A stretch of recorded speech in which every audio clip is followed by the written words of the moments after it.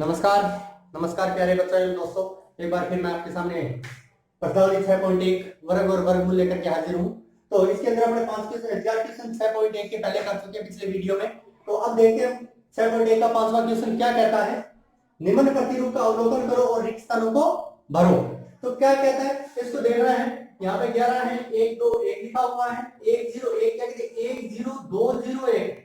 इसके बाद यहाँ पे डबल जीरो कर दिया गया, तो 1 0 2 0 3 0, यानी हर बार क्या बढ़, यहाँ पे 2 बढ़ गया, यहाँ पे 3 बढ़ गया, इसकी बार क्या कितना बढ़ना चाहिए 4। इसका मतलब 1 0 2 0 3 0 4 0। ठीक है, उसके बाद 3 0 2 0 1। ठीक है, अब उसके बाद हम क्या करेंगे, अब यहाँ पे उल्टा दे दिया, 1 0 2 0 3 0 4 0 5 0 दे दिया आपकी बात।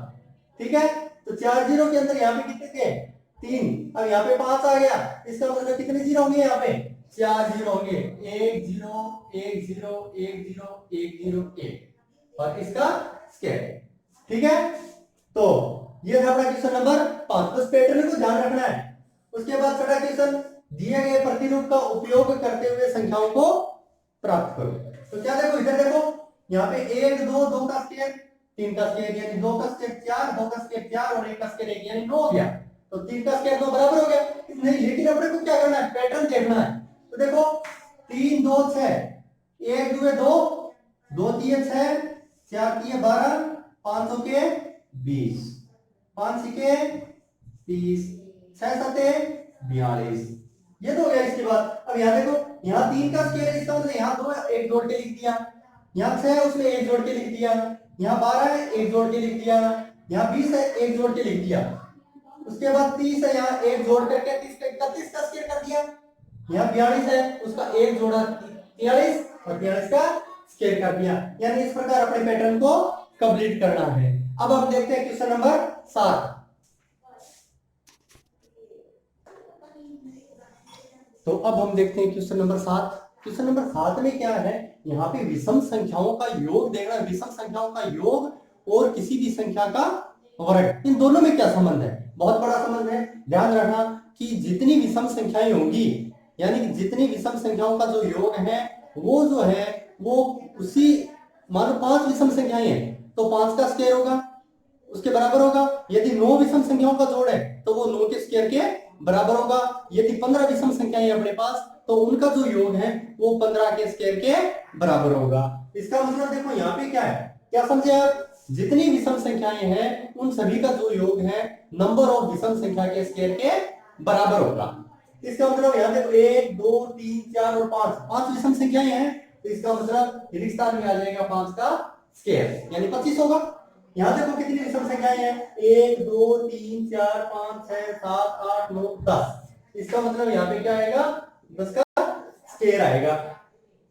1 2 3 4 5 6 7 8 9 और 10, तो 10 का स्क्वायर आएगा। तो ध्यान रखना, और ये और ध्यान रखना, विषम संख्याएं तो वो लगातार होनी चाहिए, एक से लेकर के विषम संख्याओं का जो योग है वो नंबर ऑफ विषम संख्या के स्क्वायर के बराबर होता है।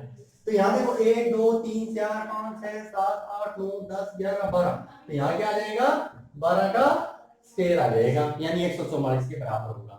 आई समझ। तो फिर यहाँ पे देखो 49 मांग रहा है ये, और 7 विषम संख्याओं के योग के रूप में लिखना है। तो 49 का मतलब 7 का स्क्वायर यानी 49 का मतलब क्या हुआ 7 का स्क्वायर। इसका मतलब 7 विषम संख्या लिखनी है, 1 उसके बाद 3 plus 5 plus 7 plus 9 plus 11 plus 13, कितनी होगी 1 2 3 4 5 6 और 7। आया समझ।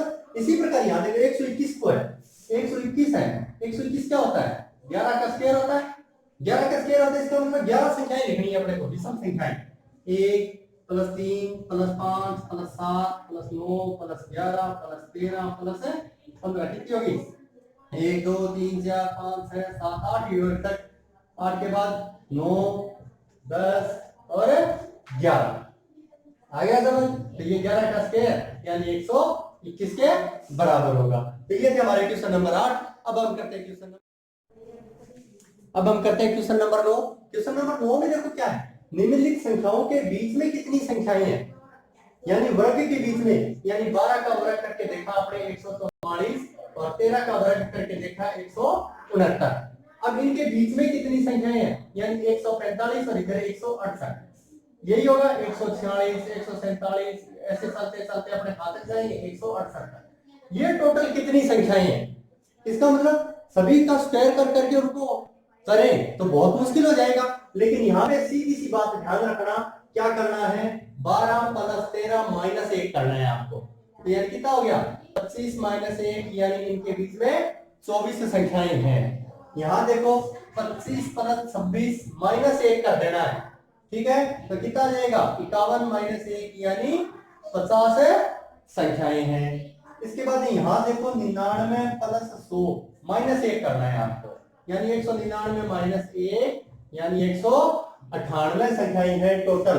उनके वर्गों के बीच में संख्याएं पूछे तो आपको क्या करना है, दोनों संख्याओं को जोड़ना है और एक माइनस कर देना है, दोनों संख्याओं को जोड़ना है और एक माइनस कर देना है, दोनों संख्याओं को जोड़ना है और एक माइनस कर देना है। इस प्रकार हम दो संख्याओं के बीच में, वर्गों के बीच में संख्याएं ज्ञात कर सकते हैं। तो ये थी हमारी प्रश्नावली 6.1। धन्यवाद।